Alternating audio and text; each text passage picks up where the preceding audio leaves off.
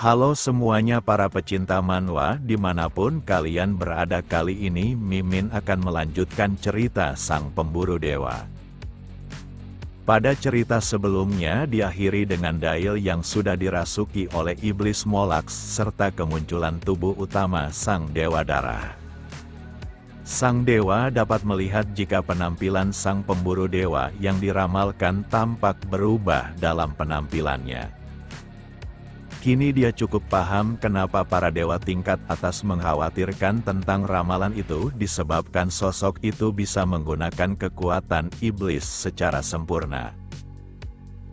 Meski begitu dia menganggap remeh para iblis yang digunakan oleh manusia dengan menyebutnya menyedihkan. Tanpa basa-basi lagi Molax melancarkan serangannya hingga merusak area dalam gerbang tempat Sang Dewa. Namun Sang Dewa dapat menghindarinya dengan baik, bahkan dia dapat menebak jika iblis itu pastinya menginginkan kekuatannya sehingga mau bekerja sama dengan manusia. Maka dari itu dia memiliki penawaran yang menarik di mana dirinya akan memberikan kekuatannya, tapi iblis itu harus memberinya artefak Fa'at. Sementara itu di layar monitor Kuit penasaran kenapa dewa itu bisa mengetahui tentang senjata yang dapat memburu dewa. Di tengah kebingungan itu Hana akan menginformasikan sesuatu yang mengganjal. Di mana Walter mengatakan jika para dewa kemungkinan besar adalah manusia itu sendiri. Dia sudah mengetesnya dan mendapati kecurigaannya benar adanya. Struktur karakteristik artefak yang diperoleh dari dalam tubuh Dewa Farik identik dengan artefak Fa'at yang dimiliki oleh Dail. Maka dari itu dia menduga jika para dewa mungkin saja sama seperti Dail dan menggunakan kekuatan dari dunia lain. Pemimpin markas utara adalah Balair dan tidak ada yang tidak mengetahui namanya.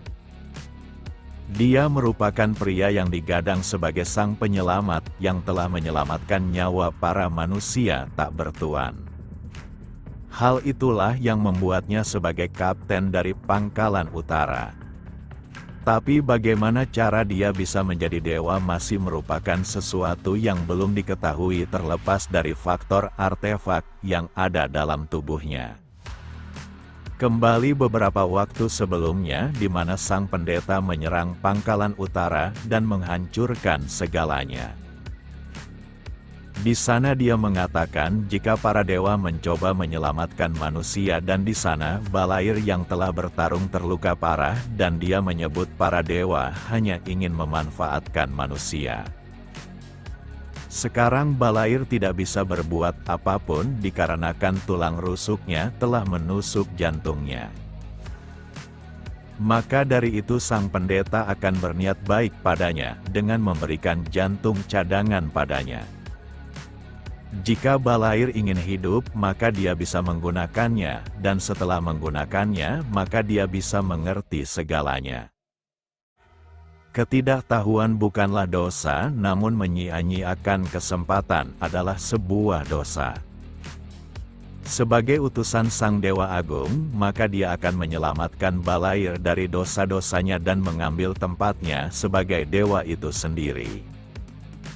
Balair yang mendengar tercengang akan penawaran yang begitu menggiurkan. Sekarang Balair telah menyatu dengan artefak tersebut, dan dia akan menyembuhkan segala umat manusia sesuai apa yang direncanakan oleh Sang Dewa Tertinggi. Dengan itu maka manusia bisa menuju ke dalam kebahagiaan abadi dan iblis Molax sudah muak mendengar ocehan itu. Dengan kecepatan itu maka sang iblis Molax berhasil menangkapnya dan memaksanya untuk menggunakan kekuatannya. Yang benar saja sang iblis Molax berusaha mengeluarkan jantung Balair untuk mendapatkan kekuatannya. Meski terdesak tapi Balair tetap tersenyum dan dia akan memberitahu alasan kenapa dirinya tidak terkalahkan. Yang benar saja dia sudah sejak tadi mencerna Molax sejak dia memasuki tempat ini. Gerbang ini merupakan kuilnya yang sama saja dengan perutnya sendiri. Seketika tubuh sang iblis Molax terpotong disebabkan sesuatu yang muncul dari punggung Balair. Walau terkena serangan yang fatal, tapi sang iblis Molax masih bisa bangkit. Dia bahkan menyebut tempat ini sangat sempurna jika berada dalam tubuh lawannya. Lalu Molax berteriak dan memuntahkan serangannya. Akan tetapi serangan itu dapat ditepis oleh sang dewa dengan kibasan tangannya. Bagi Molax, dia bisa mengamuk di tempat ini sesuka hatinya tanpa ada keraguan lagi. Namun Balair bukanlah lawan yang mudah dan kekuatan darahnya dapat dijadikan senjata. Untuk kedua kalinya Molax menerima serangan yang menembus tubuhnya. Walau pertarungan didominasi oleh sang dewa, tapi Molax masih terus mengatakan jika Balair adalah mangsanya. Balair yang mendengar itu tertawa, karena iblis di hadapannya hanya bisa omong besar, padahal dirinya sedang tersudutkan.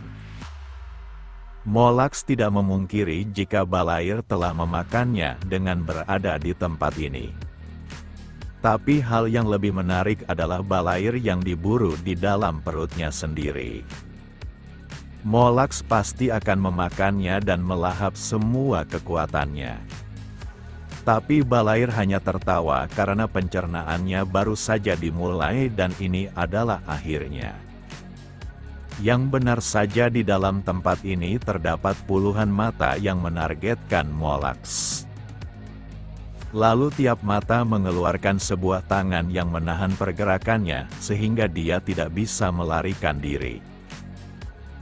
Dengan ini maka Balair yakin jika iblis itu takkan bisa bertahan lagi dari serangannya. Hanya saja hal tak terduga terjadi di mana tangan Balair mengalami pembusukan. Bagi Molax, memakannya adalah sebuah kesalahan yang sangat fatal, karena dia merupakan sang wabah yang membawa penyakit. Serangan sebelumnya tidak hanya untuk menargetkannya secara langsung, tapi menanam penyakit di dalam tubuhnya. Molax kembali mengingatkan jika yang menjadi mangsa dan diburu adalah para dewa. Sejak awal tidak ada pertarungan dan ini hanyalah hiburan dalam berburu.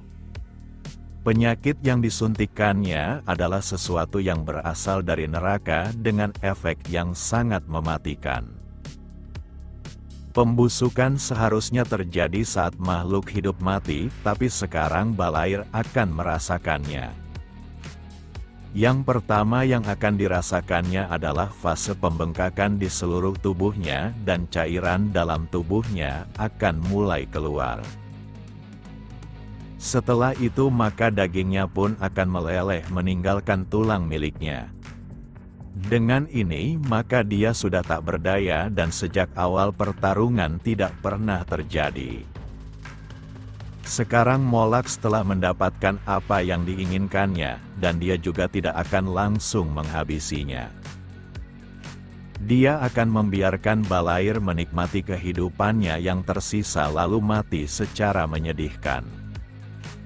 Balair tidak memungkiri jika dirinya telah dikalahkan dan tidak bisa memenuhi semua misi yang diberikan padanya. Akan tetapi misi terpenting telah diselesaikannya, dan dia juga tidak menyesal telah diperbolehkan menjadi bibit kecil dari dunia yang direncanakan. Sementara itu di pangkalan timur, di mana tiap yang menjadi bagian dari sang dewa mulai diteliti. Yang benar saja didapati jika wajah-wajah mereka tidaklah asing dan mereka adalah bagian dari markas utara. Tak hanya satu maupun dua orang, tapi kecocokan itu berlaku kepada seluruh unit dalam markas besar utara. Dengan ini dapat disimpulkan jika seluruh orang-orang di sana telah dikorbankan sebagai ritual turunnya dewa di tempat itu. Menurut laporan identitas dari sang dewa itu juga telah diketahui dan hasilnya membuat Walter sangat terkejut. Dia bahkan tak bisa percaya jika orang itu adalah dia. Dia yakin jika sahabatnya bukanlah orang seperti itu dan para dewa pasti telah melakukan sesuatu padanya. Walter penasaran apa yang terjadi pada sahabatnya dan kenapa harus dia yang bernasib malang. Sementara itu Balair yang perlahan menikmati masa sekaratnya didatangi oleh seseorang yang merupakan bawahan dari sang pendeta tertinggi. Yang benar saja kedatangannya untuk memberikan hukuman kepadanya karena telah gagal menyelesaikan misinya secara sempurna. Beberapa tahun silam Balair telah mengikat janjinya untuk mendedikasikan hidupnya demi menyelamatkan umat manusia. Namun saat perang hebat terjadi maka semuanya menjadi kacau. Di sana Walter memintanya untuk sadar dan jika tidak segera pergi maka dia juga akan mati. Hanya saja Balair melihat seorang bayi yang menangis dengan ibu yang sudah mati. Balair merasa janjinya untuk melayani umat manusia sebagai media hanyalah omong kosong karena dia harus bertahan hidup tanpa peduli apa yang terjadi di sekitarnya. Akan tetapi dia tidak mengerti kenapa dirinya masih saja membawa bayi yang dilihatnya. Setelah perang maka hal yang tak terduga terjadi di mana para dewa telah turun ke dunia. Hanya saja Balair masih saja tidak bisa menolak saat kedatangan orang yang membutuhkan bantuannya. Dia terus melakukan hal ini tiap hari dan tiap saat untuk menyelamatkan manusia. Di sela itu anak yang diselamatkannya telah tumbuh bahkan memanggilnya ayah. Namun Balair sudah mengatakan jika dia bukanlah ayahnya, dan jika seperti ini terus maka dia tidak bisa menikah. Dia juga telah memperingatkan agar anak itu tidak mendekati ruang operasi, tapi anak itu datang untuk memberinya kue. Walau Balair selalu memungkiri kehadiran bocah itu, tapi dia sadar jika anak itu telah menjadi sesuatu yang penting dalam hidupnya. Dengan ini maka dia masih bisa tersenyum di dunia yang sudah berubah ini dan mereka berdua akan selalu bersama. Akan tetapi suatu insiden menyebabkan anak itu meregang nyawanya. Belakangan ini para anak-anak selalu diburu dan dihabisi oleh para pengikut dewa. Anak-anak lainnya juga bernasib sama, dan anak-anak itu pasti menyelinap keluar untuk melihat dunia luar. Untuk pertama kalinya Balair mengakui jika anak ini adalah putranya dan dia telah gagal melindunginya.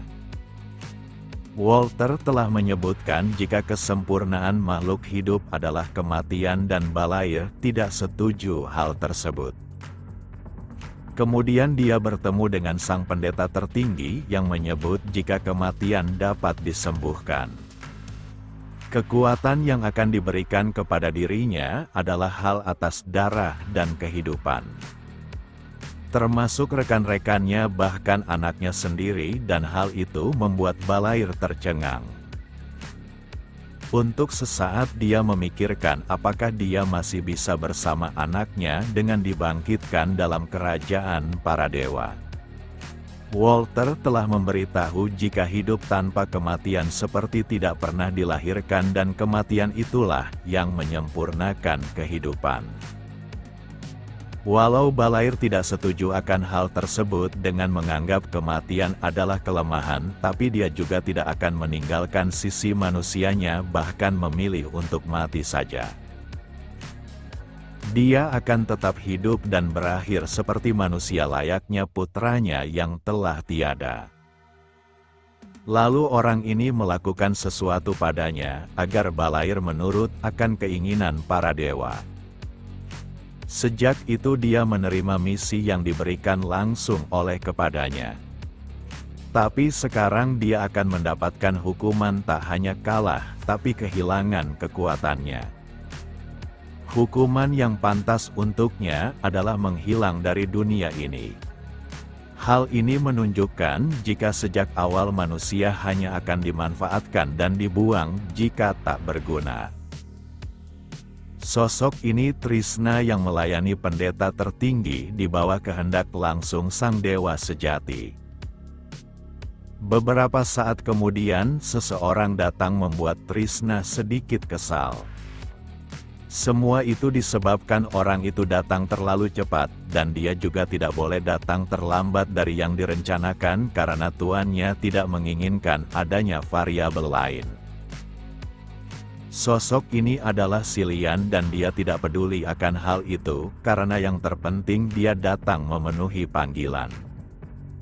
Dia juga mendengar jika Trisna ingin memberikan sesuatu padanya dan dia penasaran akan hal itu.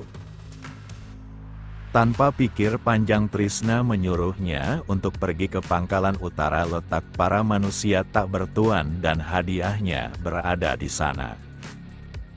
Lalu Sicilian melihat Noah merah di lantai dan dia menanyakan apakah rencana dari sang pendeta tertinggi mengalami gangguan. Tempat ini juga seharusnya milik dewa yang baru turun dan bekas pertarungan yang terlihat menunjukkan jika dia mengalami nasib yang sama seperti sang dewa emas. Trisna menjawab jika Sicilia tidak harus mempertanyakan hal itu karena dia sepertinya menentang pendeta tertinggi. Sicilian tidak berpikiran seperti itu dan situasinya makin rumit saja, bahkan mereka kehilangan dua dewa yang dikalahkan manusia.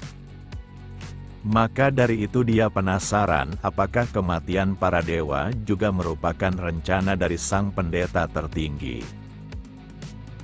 Bagi Trisna keraguan adalah sebuah dosa dan dia langsung memberinya peringatan. Yang benar saja dengan jentikan tangannya Trisna menghancurkan gedung di area sekitar. Sicilian menganggap perlakuan ini sangat berlebihan untuk sebuah pertanyaannya. Di saat yang sama kedua rekan Sicilian muncul dan mereka menunjukkan ketidaksukaannya akan perlakuan yang diberikan oleh Trisna.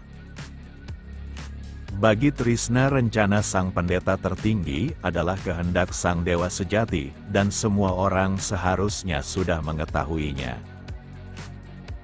Tapi Sicilian ingin mendengar hadiah apa yang akan diterimanya jika dia pergi ke pangkalan utara. Namun Trisna enggan memberitahunya karena dia akan mengetahuinya saat sampai di sana. Tak hanya itu jawaban dari segala pertanyaannya berada di sana, dan Trisna berharap Sicilian akan menyukai apa yang sudah disiapkannya. Saat Trisna pergi Sicilian menegur rekannya yang sudah melayangkan serangan kepadanya. Walau bagaimanapun Trisna adalah pelayan pendeta tertinggi sekaligus penegak rencana dari sang dewa sejati. Jika Trisna serius maka dia bisa menghabisi mereka berdua dalam waktu singkat dan kedua rekannya juga menyadari hal itu. Mereka seakan menusuk sesuatu yang tidak dapat dijangkau padahal serangan itu tepat mengenainya.